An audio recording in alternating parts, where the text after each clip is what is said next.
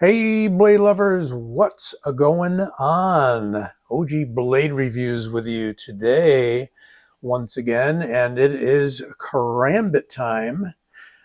Karambit time and folding karambits by none other than Kubey Knife Company, and these are budget model knives. Come in a nice box. You got the Kubey microfiber cloth.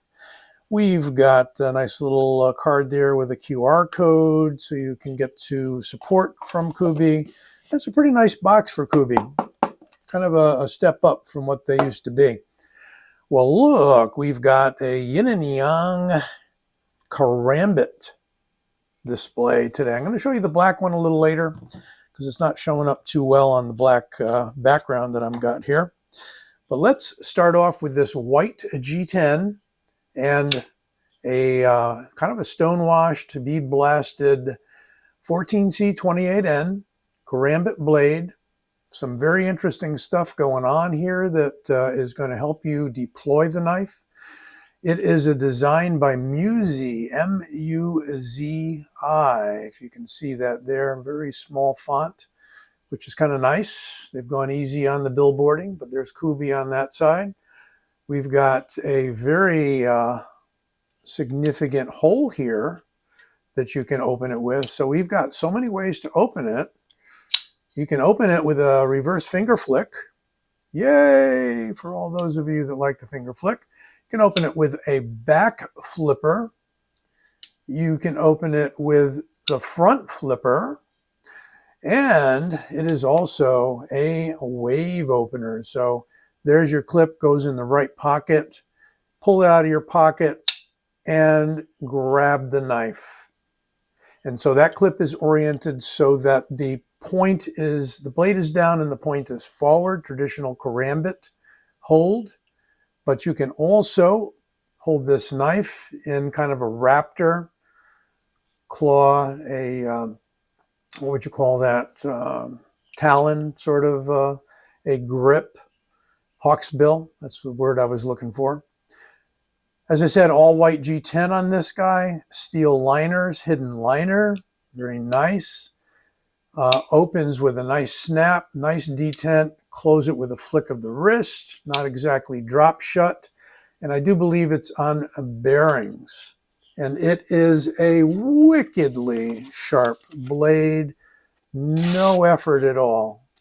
No effort. And guess what? Yeah, the inner edge is actually sharp too. I mean, crazy sharp.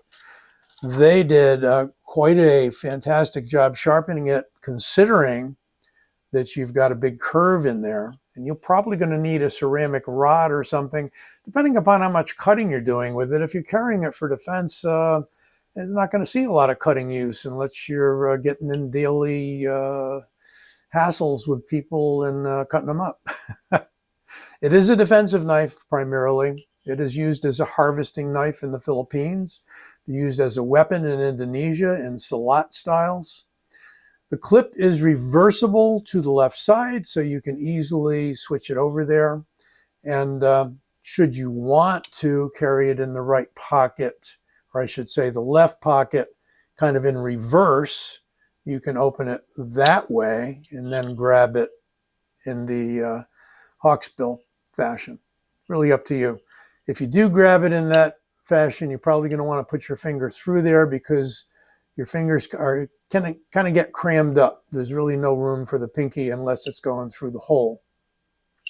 Okay? But we're going to measure it up, of course.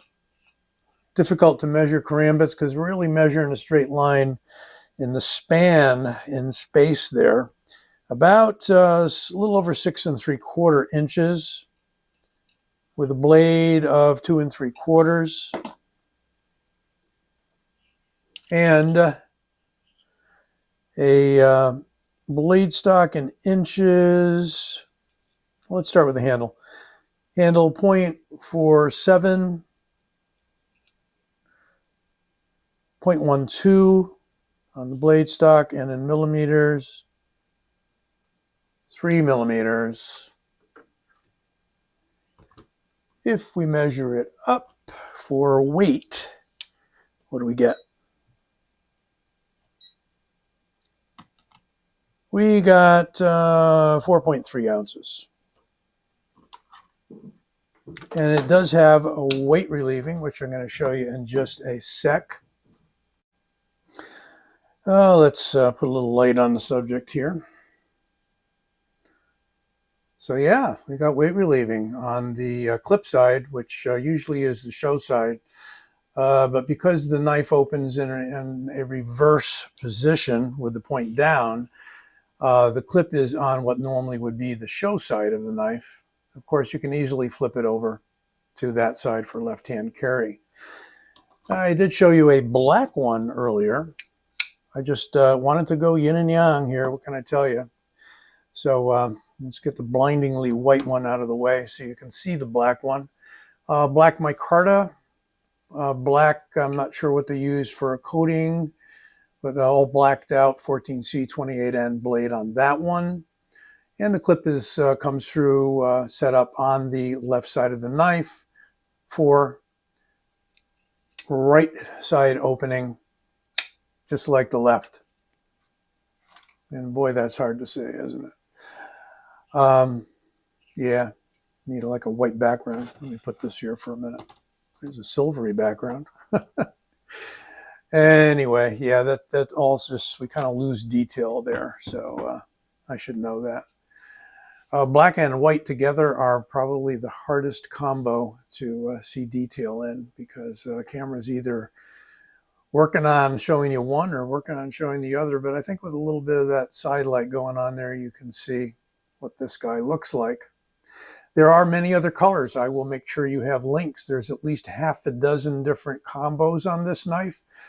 And I think the price is coming in only around $60. And you can get 10% off if you use my discount code, either OG-Blade or Old Sword at White Mountain Knives. We'll look at those two again, side by side.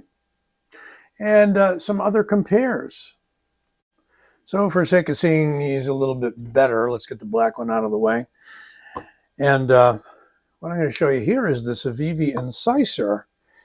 Now, you may think that Kubey copied the Incisor, and I might tend to agree, except we've got a circular ring here for spinning without any interruptions, and we have kind of a point there, a dull point on the Kubey, which is, I think, going to get in the way of you spinning the knife very easily. I think you'd be able to spin it out there.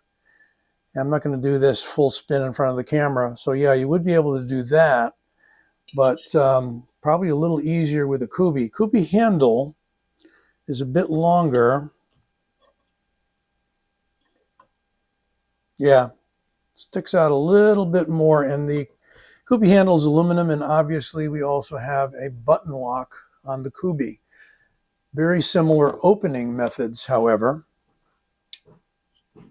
We've got a very tall flipper on the back of the Civivi, and a slightly more muted flipper on the Civivi. And we've got a blade that sticks out kind of further to a degree, or maybe about the same. A little bit more here. And we've got an outright opening hole, full opening hole on the Civivi Incisor, while we have a longitudinal sort of a teardrop window on the Kubey. But very similar knives. They did add the removable pocket opener, smaller one here, bigger one there. Same deal with the clip. You can switch it over to the other side. This happens to be the gray aluminum model. And they used, I'm pretty sure, Nitro V on the Civivi.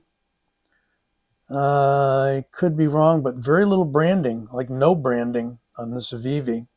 That's pretty crazy, other than the C for Civivi on the pivot. Interesting. Oh, there it is. It's Nitro V. You can barely see it. You're not going to be able to see it on the camera. It's like etched in with no black there. Now, how about this? The LEO1, I think is what it's called. Good Lord. Yeah, can barely open it. This is a giant lion steel Karambit designed by, you can't see it, can you? Designed by Ernest Emerson. Here's the literature on that one. It's the LE1, so I'm thinking lion steel Emerson one, maybe, rather than law enforcement one. Not sure. It's an oversized Karambit. I don't like the concept of leaving this much space on a Karambit. It's just way too big. However, you can hold it in the hawksbill fashion very easily. Now with this, they used the traditional Emerson wave hook in the blade rather than adding anything on. So you can't remove that concept in the event that your jurisdiction doesn't allow you to have pocket opening knives. I think that's a thing in some places. It is a removable clip and transferable to the other side with that block that they put in there. So this is either a opening hole, and it's kind of it's frame lock with a hardened steel insert, or it is a back flipper. Tough detent on this one too, tight detent. And you have the wave opener there. Interesting concept, and they did this in Magna Cut, by the way. Yeah, Italy, Magna Cut. So interesting size comparison here. We have smallest, slightly larger, and really big. If we can get those all in the frame for you. There you go. Back out just a bit. Okay, there we go. Interesting trio there, I would say. But these two, the Civivi and the Kubey, in many ways are very, very close together. Button lock being the main difference in some of the features.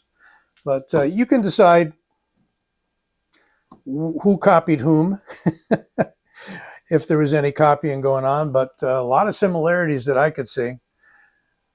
Here we have the Kubey Wrath, designed by Muzi, M-U-Z-I, Muzi or Muzi, not sure. Well, let me know what you think, and don't forget to give this video a like and subscribe. I will be back with you soon. Be well and take care.